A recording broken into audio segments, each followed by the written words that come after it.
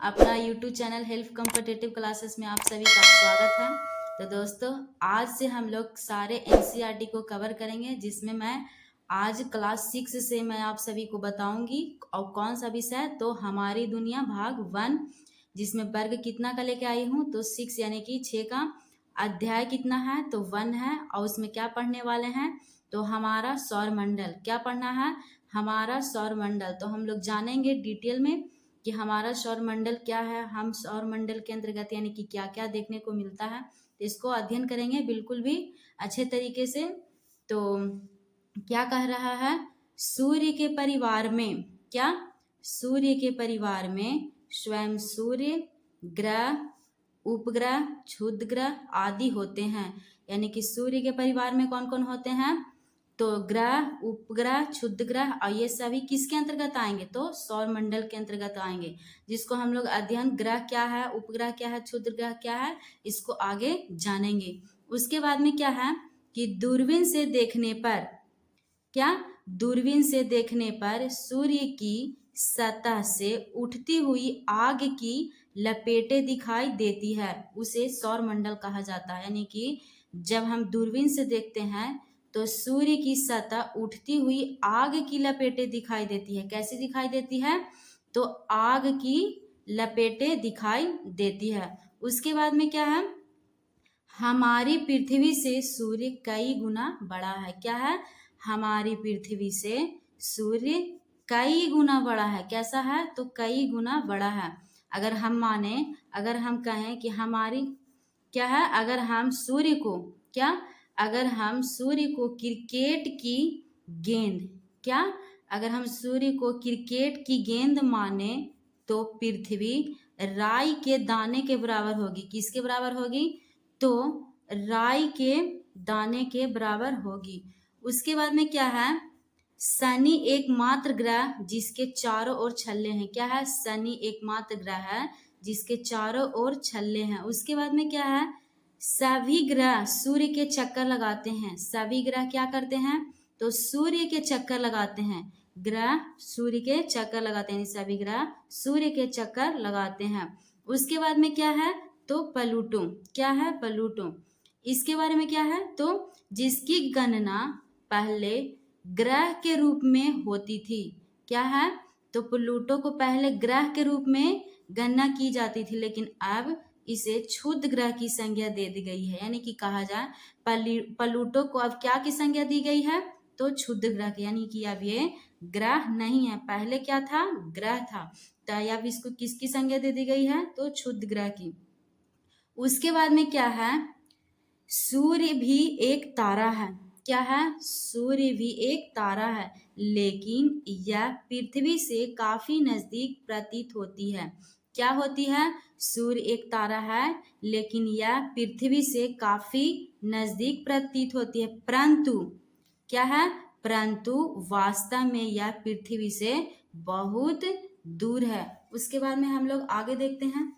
इसका प्रकाश हम तक लगभग 8 मिनट में पहुंच जाती है। यानी कि सूर्य का प्रकाश हम पृथ्वी तक यानी कि कितना मिनट में पहुंच जाती है?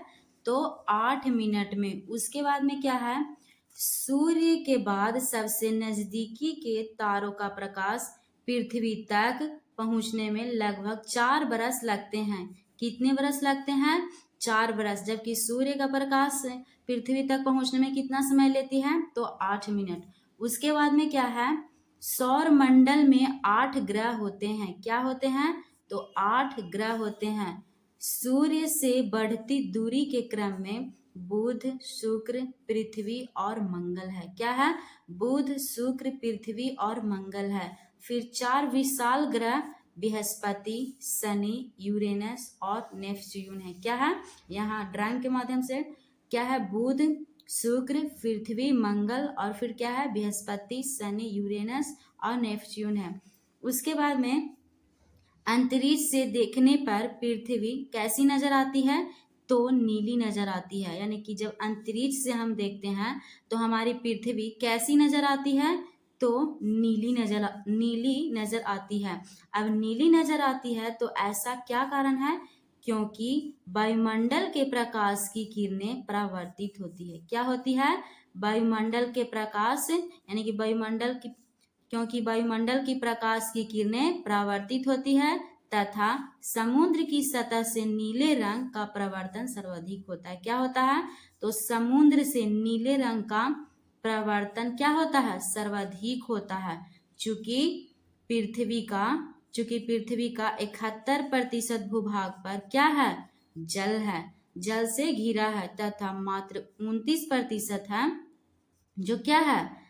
स्थल है। यानी कि कहने का मतलब है, अगर कहा जाए कि अंतरिक्ष से देखने पर पृथ्वी नीली नजर आती है तो कहा जाए कि नीली नजर क्यों आती है? क्योंकि वायुमंडल में प्रकाश की किरणें परावर्तित होती है। क्या होती है?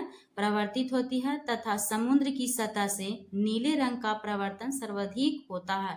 यानी कि समुद्र की सतह से क्या अधिक होता है? तो प्रवर्तन अधिक होता है, इसीलिए नीले रंग का प्रवर्तन सर्वाधिक होता है। चूंकि पृथ्वी का 71% भाग पर क्या है? भूभाग पर जल है, जल से घिरा है और मात्र 29% क्या है? स्थल है। इसीलिए जलीय भाग के अधिक रहने के कारण यानी कि हमारी पृथ्वी जो है कैसी नजर आती है? तो नीली नजर आती है। तो प्रकाश का प्रवर्तन अधिक होता है जिससे यह कैसा दिखाई देता है? तो नीला दिखाई देता है।